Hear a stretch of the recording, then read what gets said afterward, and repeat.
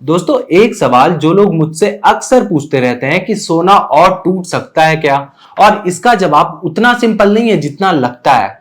कुछ technical models कह रहे हैं कि गोल्ड अपने हाई से 50% तक गिर सकता है, और दूसरी तरफ गोल्डमैन सैच और जेपी मॉर्गन जैसे दुनिया के सबसे बड़े इन्वेस्टमेंट बैंक्स कह रहे हैं कि इतना बड़ा क्रैश अभी पॉसिबल नहीं है।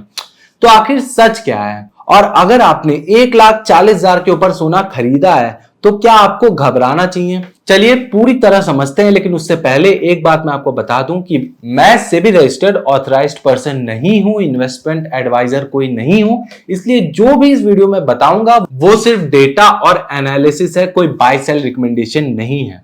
तो नमस्कार दोस्तों, मेरा नाम है निखिल और आप देख रहे हैं करंट अफेयर ज्ञान चैनल। और अगर अभी तक आप लोगों ने इस चैनल को सब्सक्राइब नहीं किया हुआ है तो किस चीज का वेट कर रहे हो? सब्सक्राइब कर लेना और साथ ही में बेल आइकन जरूर दबाना। दोस्तों, दुनिया में इस वक्त जियोपॉलिटिकल टेंशन फिर से बढ़ रहा है। अमेरिका और ईरान के बीच टकराव की खबरें हैं।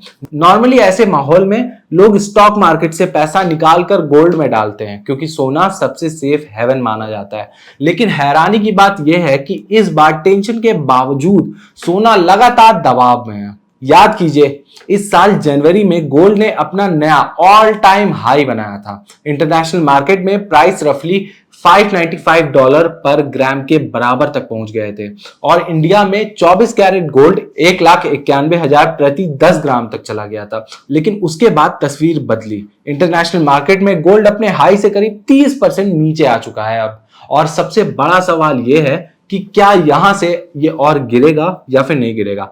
कुछ फाइनेंशियल डेटा प्लेटफॉर्म्स जो टेक्निकल एनालिसिस और प्राइस प्रेडिक्शन मॉडल्स बनाते हैं, उनका कहना है कि कुछ इंडिकेटर्स इशारा कर रहे हैं कि इस साल के आखिरी तक गोल्ड $2,780 पर आउंस तक फिसल सकता है। और अगर ऐसा होता है तो जनवरी के हाई से ये करीब 50% की गिरावट होगी। सुनने में ये नंबर डरा सकता है, लेकिन हर प्रेडिक्शन मॉडल फाइनल सच नहीं होता, इसलिए दूसरी तरफ की बात भी सुनना बहुत ही ज्यादा यहाँ पे जरूरी हो जाता है। गोल्डमैन स्नैचेस और जेपी मॉर्गन जैसे बड़े ग्लोबल इन्वेस्टमेंट बैंक्स का नजरिया थोड़ा अलग है। उनका कहना है कि गोल्ड में उतार चढ़ाव जरूर रहेगा, लेकिन $3,800 से लेकर $4,000 पर आउंस का जोन एक मजबूत सपोर्ट बना सकता है। मतलब कमजोरी आ सकती है, लेकिन आधी कीमत जो जहां फिलहाल मुश्किल दिखता है उसके हिसाब से। तो यहां दो बड़े प्लेयर्स का सीधा कहना है। एक तरफ टेक्निकल मॉडल जो कि 50% क्रैश का डर दिखा रहे हैं, दूसरी तरफ फंडामेंटल एनालिसिस जो कहता है कि इतना बड़ा क्रैश रेयरली होता है। तो अब सवाल यह है कि क्या हिस्ट्री में ऐसा पहले हुआ है? जी हां, लेकिन बहुत कम बार। 1980 में ईरान क्राइसिस और सोवियत अफगान वॉर के दौरान गोल्ड रिकॉर्ड हाई पर पहुंचा था। उसके बाद यूएस फेडरल रिजर्व ने महंगाई रोकने के लिए इंटरेस्ट रेट लगभग 20% तक बढ़ा दिए, और नतीजा यह हुआ कि गोल्ड करीब 60% तक टूट गया। दूसरी बड़ी गिरावट आई 2011 से 2015 के बीच। 2008 की इकोनॉमिक रिसेशन के बाद गोल्ड की कीमत तेजी से बढ़ी थी, लेकिन जैसे जैसे दुनिया की इकोनॉमी संभली, इन्वेस्टर्स ने गोल्ड से पैसा निकालकर स्टॉक मार्केट में लगाना शुरू कर दिया।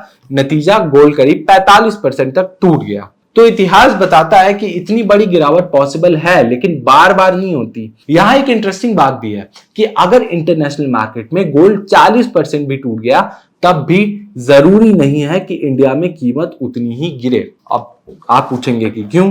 तो मेरा जवाब यह है क्योंकि इंडिया में गोल्ड की कीमत सिर्फ इंटरनेशनल रेट से तय नहीं होती। इसमें डॉलर के मुकाबले रुपए की कीमत, इंपोर्ट ड्यूटी, जीएसटी और दूसरे टैक्सेस भी शामिल होते हैं। अगर रुपया कमजोर होता है तो इंटरनेशनल मार्केट में गोल्ड सस्ता होता है। बावजूद इंडिया में कीमतों में उतनी बड़ी गिरावट नहीं दिखती। यही वजह है कि कई बार दुनिया में गोल्ड 30 से 40% तक गिरा है, लेकिन इंडिया में गिरावट सिर्फ 15 से 20% तक ही सीमित रही है।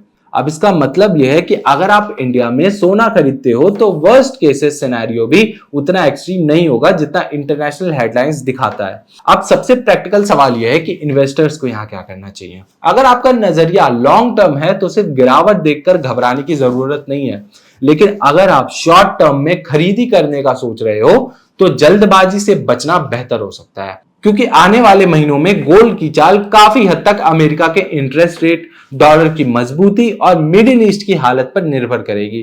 तो आप बताइए कि आपको क्या लगता है कि गोल्ड में अभी और बड़ी गिरावट आ सकती है या ये गिरावट खरीदी का बड़ा मौका है? अपनी राय कमेंट सेक्शन में जरूर बताइएगा। ऐसी मार्केट एनालिसिस के लिए इस चैनल को सब्सक्राइब जरूर कर लीजिएगा। वीडियो पसंद आई हो तो वीडियो को लाइक करिएगा। मिलता हूं आपसे नेक्स्ट वीडियो में, तब तक के लिए धन्यवाद।